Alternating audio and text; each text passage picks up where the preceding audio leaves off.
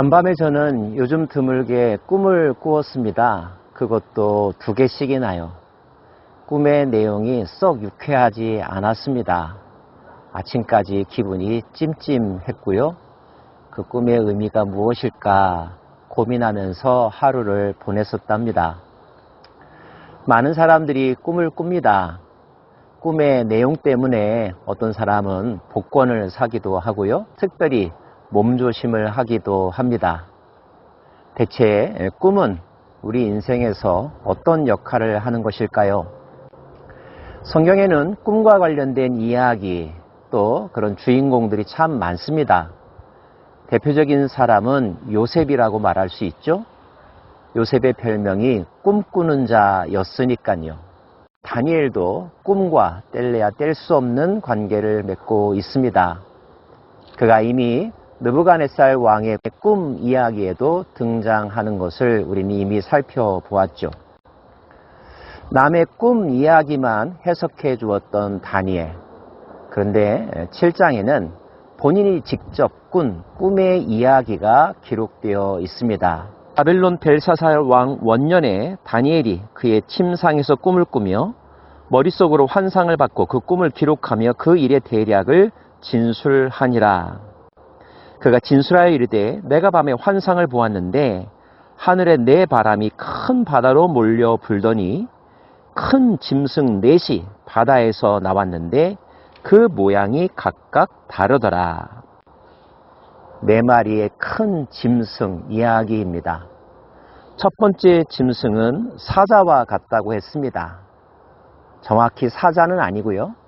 사자 모양도 있지만 독수리의 날개와 같은 것도 가지고 있었던 평소에 잘 보기 어려운 신비한 짐승이 등장했습니다. 두 번째 짐승은 곰과 같았고요. 세 번째 등장하는 짐승은 표범과 같았습니다.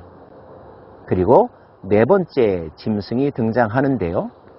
넷째 짐승은 무섭고 놀라우며 또 매우 강하며 또 쇠로 된 큰 이가 있어서 먹고 부서뜨리고 그 나머지를 밟았으며 이 짐승은 전에 모든 짐승과 다르고 또 10뿔이 있더라. 내가 그 뿔을 유심히 보는 중에 작은 뿔이 그 사이에서 나더니 첫 번째 뿔 중에 셋이 그 앞에서 뿌리까지 뽑혔으며 이 작은 뿔에는 사람의 눈 같은 눈들이 있고 또 입이 있어 큰 말을 하였더라. 10개의 뿔을 가진 짐승 등장했습니다. 그런데 11번째 뿔이 등장했고요. 11번째 등장한 뿔은 이미 있었던 뿔들 중에 3개의 뿔을 다 부러뜨렸다, 뽑았다라고 기록되어 있습니다. 뭔가 범상치 않은 세력의 등장을 예고하는 것 같습니다. 그때 내가 작은 뿔이 말하는 큰 목소리로 말미암아 주목하여 보는 사이에 짐승이 죽임을 당하고 그의 시체가 상한 바 되어 타오르는 불에 던졌으며 그 남은 짐승들은 그의 권세를 빼앗겼으나 그 생명은 보존되어 정한 시기가 이르기를 기다리게 되었더라. 작은 뿔이 모든 짐승들을 죽였더라는 것입니다. 다니엘은 또 하나의 광경을 목격하게 되었는데요. 그것은 보좌 앞에서 일어난 일이었습니다. 2명의 등장인물이 있습니다. 그 중에 한 분은 옛적부터 항상 계신 이라고 기록되어 있고요. 또 한 명은 인자 같은 이라고 기록되어 있습니다. 옛적부터 항상 계신 이는 하나님을 상징합니다. 그의 옷은 희기가 눈 같고 그의 머리털은 깨끗한 양의 털 같고 그의 보좌는 불꽃이요 그의 바퀴는 타오르는 불이며 불이 강처럼 흘러 그의 앞에서 나오며 그를 섬기는 자는 천천히요 그 앞에서 모셔 선 자는 만만이며 심판을 베푸는데 책들이 펴 놓였더라. 옛적부터 항상 계신 이가 하는 중요한 일은 심판하는 일이었고 심판에 참고할 책들이 그 옆에 펼쳐져 있더라는 것입니다. 내가 또 밤 환상 중에 보니 인자 같은 이가 하늘 구름을 타고 와서 옛적부터 항상 계신 이에게 나아가 그 앞으로 인도되매 그에게 권세와 영광과 나라를 주고 모든 백성과 나라들과 다른 언어를 말하는 모든 자들이 그를 섬기게 하였으니 그의 권세는 소멸되지 아니하는 영원한 권세요 그의 나라는 멸망하지 아니할 것이니라. 또 하나의 등장인물, 인자 같은 이가 있었는데 옛적부터 항상 계셨던 이가 등장인물 인자 같은 이에게 권세와 영광과 나라를 주었다는 것입니다. 그리고 이 땅의 모든 백성들과 나라들과 다른 언어를 말하는 모든 자들이 인자 같은 이를 섬기게 되었고 그분에 의하여 세워진 나라는 영원하였고 멸망하지 않더라는 것. 이것이 다니엘이 본 환상의 내용이었습니다.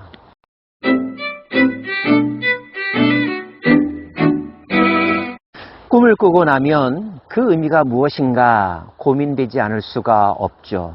그래서 사람들에게 물어보기도 하고 자기 삶에서 일어나는 소소한 일들과 관련을 지어보기도 합니다. 다니엘이 본 그 모든 것들은 상당히 초현실적이고 신비적인데요. 그래서 뭐라고 콕 집어서 설명하기가 쉽지 않죠. 많은 사람들이 이 꿈의 내용에 대해서 각기 주석을 다는 이유이기도 합니다. 하지만 적어도 7장에서 다니엘이 기록한 그 꿈의 내용에 대하여 우리가 필요 이상의 고민을 할 필요는 없습니다. 내가 그 곁에 모셔선 자들 중에 하나에게 나아가서 이 모든 일의 진상을 물으매 그가 내게 말하여 그 일의 해석을 알려주며 이르되 해석해주는 분이 있었다는 것입니다. 그 내 큰 짐승은 세상에 일어날 내 왕이라. 지극히 높으신 이의 성도들이 나라를 얻으리니 그 누립이 영원하고 영원하고 영원하리라. 내 짐승은 세상의 왕들이라고 당시에 그리고 앞으로 등장할 나라들을 의미한다고 설명해주고 있습니다.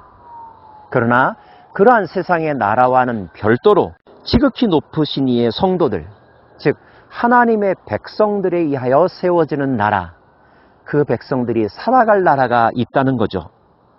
그 나라는 영원하고 영원하고 영원하다고 했습니다. 이 세상의 나라와는 뭔가 질적으로, 시간적으로, 공간적으로 통치의 내용과 질에 있어서 전적으로 다른 나라가 존재할 것이라는 것.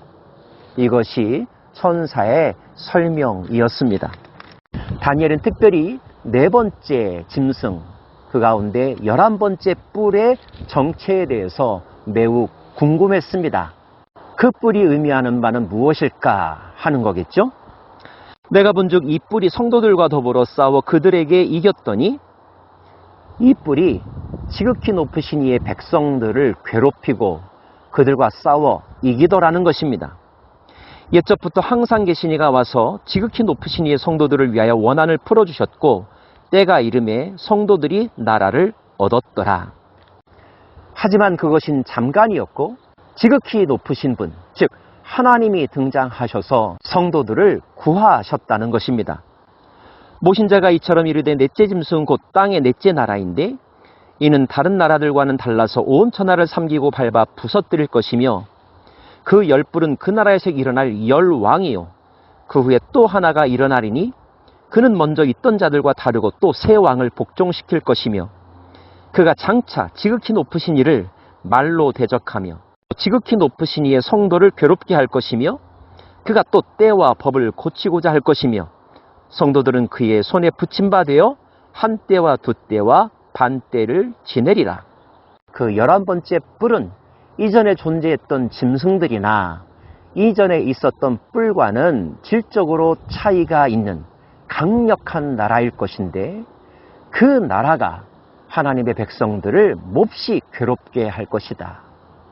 한때, 두때, 반때 그 기간이 3년 반에 이를 것이다 라고 풀이해 주었습니다. 그 기간 동안 성도들은 혹독한 고난을 당하겠죠. 하지만 중요한 것, 그 기간이 영원하지는 않다는 것입니다. 그러나 심판이 시작되면 그의 권세를 빼앗기고 완전히 멸망할 것이요 나라와 권세와 온 천하 나라들의 위세가 지극히 높으신 이의 거룩한 백성에게 붙임받으리니 그의 나라는 영원한 나라이라. 모든 권세 있는 자들이 다 그를 섬기며 복종하리라. 그 말이 이에 그친지라.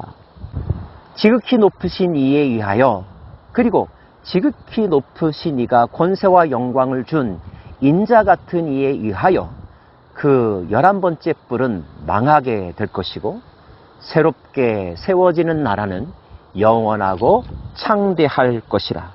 궁극적으로 해피엔딩일 것을 설명해 주고 있습니다.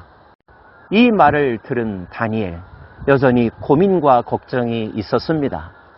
그것은 아마도 성도들이 괴롭힘을 당한다는 이야기 때문이 아닐까요? 궁극적으로 하나님과 하나님의 백성들이 승리하겠지만 그것이 언제 일어날지 궁금했기 때문이 아닐까요? 그래서 다니엘은 그 해석을 마음속에 깊이 간직했다고 기록하고 있습니다. 비단 다니엘뿐이 아닐 것입니다. 이후에 많은 성경 공부하는 이들은 여기서 등장하는 네 짐승, 곧 세상에 등장할 나라가 구체적으로 역사 가운데 어떤 나라일지에 대하여 큰 호기심을 갖고 서로 대조하며 발견하려고 애쓰죠. 이미 성취되었다고 해석하는 이도 있고 이러한 일이 앞으로도 일어날 것이라고 예측하는 사람들도 있습니다. 아마 주님 오실 때까지 해석의 주제가 될 것입니다. 그러나 한 가지 분명한 것은 있습니다. 원리를 발견할 수가 있는데요. 그것은 이 땅에 악한 영이 선한 하나님의 백성을 잠시 이기고 통치하고 괴롭히는 시간이 있을 것이다. 그 기간 동안 성도들은 고난당할 것이다. 하지만 그 기간이 영원하지는 않을 것이다.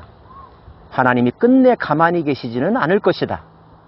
결정적인 순간 개입하시고 심판하실 것이다. 그때에 악한 세력들은 멸망하게 될 것이고 하나님의 백성들과 하나님의 나라는 영원하고 창대할 것이다. 이것은 분명한 정답이며 확실한 미래입니다. 사랑하는 여러분, 하나님께서 말씀하신 이 확실한 미래에 믿음과 소망을 줄 수 있기를 원합니다. 개인사에서도 국가 역사에서도 이와 같은 일이 일어날 것이지만 궁극적으로 하나님이 승리하며 하나님이 다스리실 것입니다. 우리는 그 하나님 편에 서는 사람들이죠. 영원히 그 하나님과 한편 되기를 다짐하십시다. 기도합시다.